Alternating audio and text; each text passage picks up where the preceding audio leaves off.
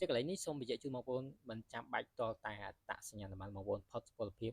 ដល់ថ្ងៃផុតសុពលភាពឬក៏ផុតសុពលភាពហើយទើបបងប្អូនទៅធ្វើទេរបៀបធ្វើអត្តសញ្ញាណប័ណ្ណថ្មីឬបន្តសុពលភាពប្រជាពលរដ្ឋខ្មែរគ្រប់រូបនៅភ្នំពេញឬមកពីតាមខេត្តក្រុងទាំងអស់អាចដាក់ពាក្យស្នើសុំផ្ដល់អត្តសញ្ញាណប័ណ្ណនៅទីតាំងដូចខាងក្រោមទី1គឺនៅនាយកដ្ឋានអត្តសញ្ញាណប័ណ្ណសេចក្ដីខ្មែរនៅច្បារអំពៅបាទថ្ងៃធ្វើការគឺធ្វើការពីថ្ងៃច័ន្ទដល់ថ្ងៃសុក្រម៉ោងធ្វើការពីម៉ោង8ព្រឹកដល់ម៉ោង11កន្លះនិងពេលរសៀលពីម៉ោង2ដល់ម៉ោង5ល្ងាចបាទអញ្ចឹងបងប្អូនដែលរស់នៅភ្នំពេញអាចទៅធ្វើនៅទីតាំងនេះបានគឺនៅខាងច្បារអំពៅបងប្អូនអាចសេចនៅក្នុង Google Map ឬក៏ជិះទៅដល់ច្បារអំពៅសួរបងប្អូនយើងដែលនៅលក់ដូរតាមចិត្តផ្លូវទៅសួរថាកន្លែងណាគេកន្លែងគេធ្វើអត្តសញ្ញាណប័ណ្ណបាទអញ្ចឹងពួកគាត់នឹងប្រាប់បងប្អូនហើយបាទទីតាំងពីរទៀតគឺនៅខាងផ្សារទំនើប Eon សែនសុខនិងមានជ័យគេហៅថាស្នាក់ការផ្ដល់អត្តសញ្ញាណប័ណ្ណនៅផ្សារទំនើប Eon សែនសុខនិងមានជ័យថ្ងៃធ្វើការគឺធ្វើការពីថ្ងៃពុធដល់ថ្ងៃអាទិត្យទៅលេងតែថ្ងៃបុណ្យទានបាទអញ្ចឹងកន្លែងនេះគឺងាយស្រួលសម្រាប់បងប្អូនដែលគាត់ជាប់រវល់ធ្វើការពីថ្ងៃច័ន្ទដល់ថ្ងៃសុក្រឬក៏ច័ន្ទដល់សៅរ៍ហ្នឹងអាចទៅធ្វើនៅថ្ងៃអាទិត្យបានបាទទៅលេងតែថ្ងៃបុណ្យទានបងប្អូនកន្លែងនេះចំណាំបើសិនជាទៅថ្ងៃបុណ្យទានគឺ0ហើយគេអត់ធ្វើការទេបាទហើយសម្រាប់ពីថ្ងៃច័ន្ទដល់ថ្ងៃអង្គារគឺបងប្អូនដែលបានទៅធ្វើអត្តសញ្ញាណបានហើយដល់ថ្ងៃកំណត់ត្រូវទៅទទួលបងប្អូនអាចទៅទទួលបានបាទតែបើសិនជាធ្វើតតែថ្ងៃពុធដល់ថ្ងៃអាទិត្យទៅមន្ត្រីគាត់ទទួលផ្ដល់សេវាបើសិនជាថ្ងៃច័ន្ទដល់ថ្ងៃអង្គារបងប្អូនអាចទៅបានគ្រាន់តែទៅទទួលអត្តសញ្ញាណប័ណ្ណដែលធ្វើហើយឬក៏សាកសួរព័ត៌មានផ្សេងៗបាទចំពោះម៉ោងធ្វើការនៅEon សែនសុខនិង Eon មានជ័យហ្នឹងគឺចាប់តាំងពីម៉ោង9ព្រឹករហូតដល់ម៉ោង4ល្ងាចបាទជាបងប្អូនអាចចំណាំម៉ោងហ្នឹងទៅពេលដែលទៅគឺយើងទៅត្រូវម៉ោងបាទទី3នេះគឺសម្រាប់បងប្អូនដែលរស់នៅខេត្តឬក៏បងប្អូននៅភ្នំពេញតែអត់ចង់ទៅនាយកដ្ឋានអត្តសញ្ញាណប័ណ្ណសេចក្ដីខ្មែរឬក៏ Eon សែនសុខឬក៏ Eon មានជ័យទេបងប្អូនអាចទៅទីតាំងនេះបាទដែលអាចធ្វើបាននៅប៉ុស្តិ៍នគរបាលរដ្ឋបាលឃុំសង្កាត់ឬអធិការដ្ឋាននគរបាលស្រុកក្រុងខណ្ឌឬស្នងការដ្ឋាននគរបាលរាជធានីខេត្តដែលបងប្អូនរស់នៅអចិន្ត្រៃយ៍បាទអញ្ចឹងបងប្អូនអាចទៅទីតាំងនេះបានហើយចំពោះម៉ោងធ្វើការគឺដូចនៅនាយកដ្ឋានអត្តសញ្ញាណប័ណ្ណសេចក្ដីខ្មែរដែរទេគឺធ្វើការពីថ្ងៃច័ន្ទដល់ថ្ងៃសុក្រចាប់ពីម៉ោង8ព្រឹករហូតដល់ម៉ោង11ព្រឹកនិងពេលរសៀលពីម៉ោង2ដល់ម៉ោង5ល្ងាចបាទ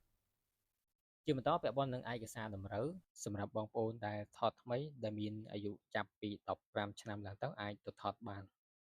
ដែលជាប់ឯកសារមានដូចជាទី1សេចក្តីចម្លងសម្បត្តិកំណើតឬក៏សេចក្តីចម្លងសម្បត្តិបញ្ជាកំណើតហើយនឹងសៀវភៅគ្រួសារសៀវភៅស្នាក់នៅឬលិខិតបញ្ជាក់ទីលំនៅអញ្ចឹងត្រូវភ្ជាប់ឯកសារទាំងពីរប្រភេទហ្នឹងសម្រាប់សៀវភៅគ្រួសារសៀវភៅស្នាក់នៅឬក៏លិខិតបញ្ជាក់ទីលំនៅនេះគឺយកមួយណាក៏បានដែរបងប្អូនមានមួយណាភ្ជាប់មួយនឹងទៅហើយមួយទៀតពាក់ព័ន្ធនឹងសេចក្តីចម្លងសម្បត្តិកំណើតគឺបងប្អូនត្រូវយកទៅចម្លងនៅឃុំឬក៏ស្រុកបាទចំពោះការចម្លងនេះប្រសិនជាបងប្អូនធ្វើសម្បត្តិកំណើតយូរហើយបងប្អូនត្រូវទៅចម្លងនៅស្រុកតែបើសិនទៅតែធ្វើថ្មីអត់ទាន់ឆ្លងឆ្នាំទេបងប្អូនអាចទៅចម្លងនៅឃុំបានឃុំឬក៏សង្កាត់បាទតែជាទូទៅគឺបញ្ជូនទៅស្រុកហើយបើសិនជាបងប្អូនធ្វើយូរហើយបាទហើយបើករណីបន្តសុពលភាពបងប្អូនត្រូវភ្ជាប់អត្តសញ្ញាណប័ណ្ណច្បាប់ដើម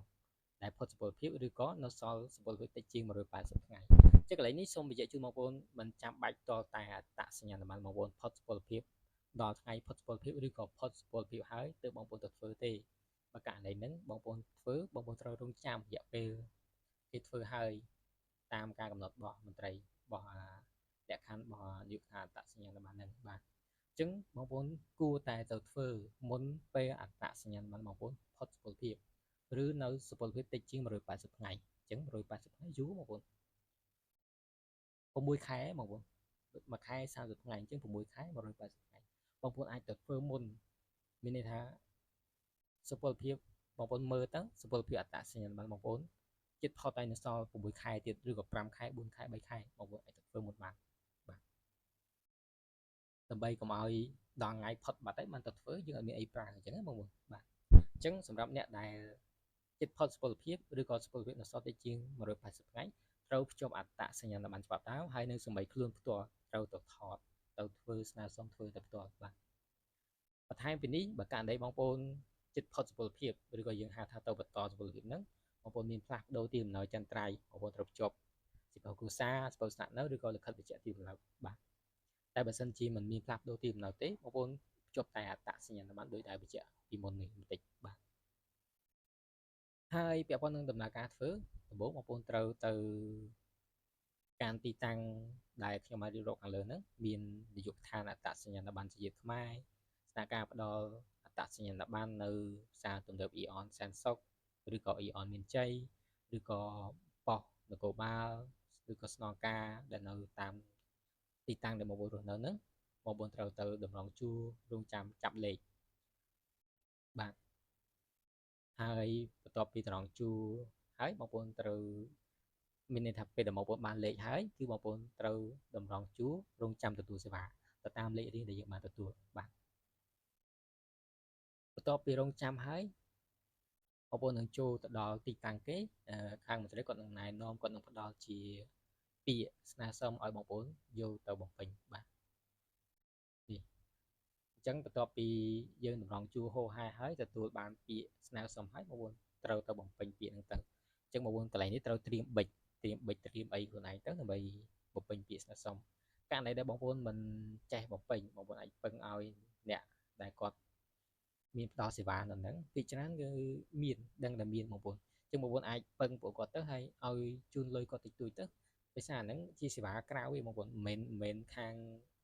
យកឋានអត្តសញ្ញាណប័ណ្ណគាត់យកឯងជាសេវាខាងក្រៅដែល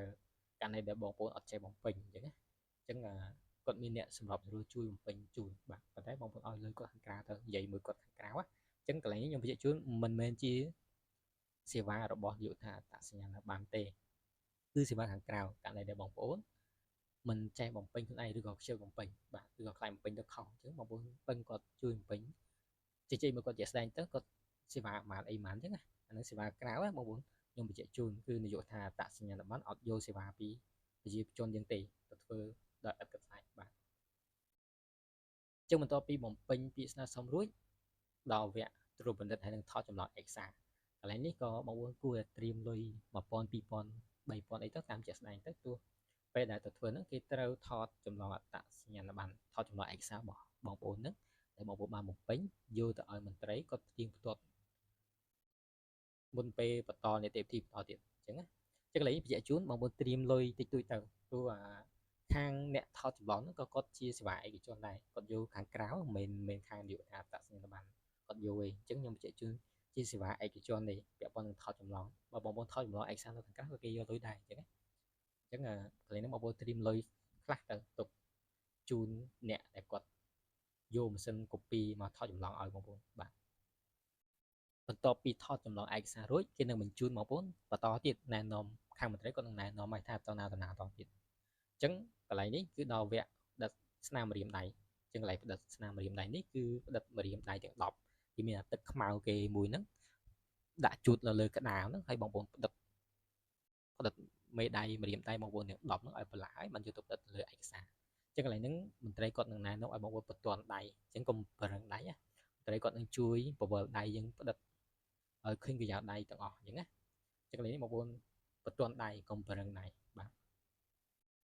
បន្ទាប់ពីផ្ដិតស្នាមម្រាមដៃរួចគាត់នឹងបញ្ជូនបន្តទៅទៀតហើយបន្តនេះគឺកន្លែងជាបន្តនេះគឺកន្លែងជួបមន្ត្រីផ្ទៀងផ្ទាត់ឯកសារមានមន្ត្រីជំនាញគាត់នឹងជួបនឹងយកឯកសារបងប្អូនទៅពិនិត្យមើលហើយសួរនាំបងប្អូនខ្លះបងប្អូននៅណាស្រុកកណាត់ណាទីនៅណាអីចឹងទៅឈ្មោះអី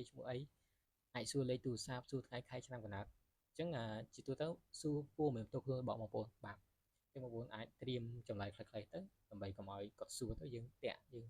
ខាត់ពេលវេលាអញ្ចឹងណាបាទបន្ទាប់ពីសួរនាំផ្ទៀងផ្ទាត់ព័ត៌មានរួចហើយបងប្អូនត្រូវទៅថតរូបនិងទទួលបង្កាន់ដៃបានស្នើសុំធ្វើអត្តសញ្ញាណប័ណ្ណបាទប៉ុន្តែខ្ញុំបញ្ជាក់ជូនតាមដំណាក់កាលនីមួយៗហ្នឹងបើសិនជាមានបងប្អូនគាត់ទៅធ្វើចឹងបងប្អូនត្រូវអង្គុយចាំតាមលេខរៀងអញ្ចឹងណា មិនមែនថាទៅដល់ភ្លាមធ្វើដូចតែខ្ញុំរៀបរាប់ទេអញ្ចឹងតាំងពីដើមរហូតដល់ចប់ហ្នឹងគឺអាចមានដំណាក់កាលមួយហ្នឹងត្រូវអង្គុយរងចាំបើករណីមានអ្នកទៅធ្វើច្រើនអញ្ចឹងណាបាទតែអ្វីដែលខ្ញុំធ្វើខ្ញុំបង្ហាញជូននេះគឺគ្រាន់តែសង្ខេបលំហូរជំហានមួយនៃការធ្វើហ្នឹងបាទជំនួសអាចស្វែងយល់ទៅហើយត្រៀមពេលដែលធ្វើយើងដឹងថាធ្វើមិនតែជាស្ដែងទៅមានមន្ត្រីគាត់ណែនាំទេអញ្ចឹងបងប្អូនធ្វើតាមការណែនាំរបស់មន្ត្រីទៅអាចថាខុសគ្នាតិចតួចតាមកន្លែងមួយរបៀបរៀបចំរបស់គាត់អាចខុសគ្នាតិចតួចវាមិនដូចគ្នា 100% ដូចតែខ្ញុំបានបង្ហាញជូនទេបាទហើយអ្វីដែលបងប្អូនគួរតែចំណាំហ្នឹងគឺទីមួយប្រព័ន្ធលេខរៀងបងប្អូនត្រូវទៅយកលេខរៀងរងចាំពីមន្ត្រីប្រចាំការនៅច្រកចូលនាយកដ្ឋានឬស្នាក់ការកន្លែងនេះសូមទៅឲ្យបានមុនគេទោះបើទៅយឺតអាចអស់លេខរៀងអញ្ចឹងបើករណីបងប្អូនទៅអត់ទាន់គេចែកលេខរៀងអស់អាសាបងហើយបងប្អូនត្រឡប់មកផ្ទះវិញមកអត់អាចធ្វើការទេអញ្ចឹងណាឬក៏បងប្អូនអាចទៅបានទៅសួរព័ត៌មានបាទបន្ថែមពីហ្នឹងបងប្អូនត្រៀមប៊ិចដើម្បីបំពេញពាក្យស្នើសុំបើសិនជាអត់មានប៊ិចទេយើងយឺតយ៉ាវពីព្រោះតែទៅចាំស្នើខ្ចីប៊ិចគេអញ្ចឹងទៅយូរខាត់ពេកអញ្ចឹងណាអញ្ចឹងបងប្អូនមានប៊ិចខ្លួនឯងទៅសេភ្លឹបបំពេញពាក្យភ្លឹបអាចយកទៅដាក់ដល់មន្ត្រីគាត់ពិនិត្យបាទហើយករណីដែលបងប្អូនអត់បានលេខរៀងទេទៅផ្ទះវិញទៅព្យាយាមមកយកលេខរៀងនៅថ្ងៃស្អែកឲ្យបានមុនគេបើមិនចឹងទេអត់បានធ្វើទេអាចមកយកនៅថ្ងៃស្អែកឬក៏ថ្ងៃធ្វើការបន្ទាប់បើសិនជាស្អែកប៉ះថ្ងៃសារ៉ាបងប្អូនត្រូវរងចាំដល់ថ្ងៃគេធ្វើការវិញបាទករណីមួយទៀតបើករណីដែលបងប្អូនបានលេខហើយបានលេខនៅពេលព្រឹកឧទាហរណ៍ទៅដល់ចាប់លេខបាននៅពេលព្រឹកតែបងប្អូនអត់ទាន់បានចូលធ្វើទេដល់ម៉ោងសារ៉ាញ៉ាំបាយបាត់មន្ត្រីក៏គាត់ញ៉ាំបាយដែរហើយយើងអ្នកទៅធ្វើហ្នឹងក៏ត្រូវទៅញ៉ាំបាយករណីនេះបងប្អូនទៅញ៉ាំបាយទៅហើយពេលញ៉ាំបាយហើយសូមមកវិញឲ្យបានលឿនមកចូលជួរឲ្យបានមុនគេកាន់តែល្អអាចចូលធ្វើបានមុនអញ្ចឹងពេលដែលបងប្អូនប្របែកគ្នាញ៉ាំបាយថ្ងៃហើយត្រឡប់មកវិញគឺគេលេងគិតអាលេខរៀងពេលព្រឹកហើយអញ្ចឹងពេលអាសៀនហ្នឹងឲ្យតែអ្នកមានអាបានกระดาษតូចមួយដែលគេឲ្យលេខរៀងពីព្រឹកហ្នឹងឲ្យតែមានកระดาษហ្នឹងបងប្អូនមកត្រង់ជួបបានមុនអាចចូលមុនគេលេងរាប់លេខរៀងហើយអញ្ចឹងណាបាទចឹងកន្លែងនេះសូមត្រឡប់មកពីញ៉ាំបាយវិញឲ្យបានលឿនកាន់តែលឿនកាន់តែល្អករណីមួយទៀតបងប្អូនត្រៀមពេលវេលាយ៉ាងតិចមួយថ្ងៃទៅមិនប្រកាសថាទៅធ្វើភ្លាមបានភ្លាមទេព្រោះជួនកាលមានបច្ចេកទេសឬខាងមន្ត្រីខាងនាយកដ្ឋានឬក៏ស្នាក់ការគាត់ផ្ដល់សេវាអត្តសញ្ញាណប័ណ្ណហ្នឹងដាច់សេវាអ៊ីនធឺណិតអញ្ចឹងទៅអញ្ចឹងវាអាចដាក់ឬក៏មនុស្សច្រើនបងប្អូនអត់អាចទៅធ្វើបានភ្លាមៗទេអញ្ចឹងត្រៀមពេលយ៉ាងហោចណាស់ក៏មួយថ្ងៃបាទនឹងសម្រាប់អ្នកដែរទៅចាប់លេខបានបាទករណីបងប្អូនចង់សាកសួរព័ត៌មានបន្ថែមបងប្អូនខលទៅលេខនេះលេខរបស់ខាងនាយកដ្ឋានអត្តសញ្ញាណប័ណ្ណប្រជាជាតិខ្មែរឬក៏អាចទៅស្វែងរកព័ត៌មានបន្ថែមនៅក្នុង Facebook Page របស់នាយកដ្ឋានអត្តសញ្ញាណប័ណ្ណប្រជាជាតិខ្មែរបាទអញ្ចឹងអ្វីដែលខ្ញុំចែករំលែកជូននេះជាបទពិសោធន៍និងព័ត៌មានដែលខ្ញុំស្រាវជ្រាវបានយកមកបង្ហាញជូនបងប្អូនបើសិនជាបងប្អូនមានបទពិសោធន៍ឬក៏មានព័ត៌មានបន្ថែមពាក់ព័ន្ធនឹងការធ្វើហ្នឹងអាច comment បានបាទហើយជួយចែករំលែកដល់បងប្អូនយើងបាទសម្រាប់វីដេអូនេះមានប៉ុណ្ណឹងឯងបងប្អូនអរគុណជម្រាបលា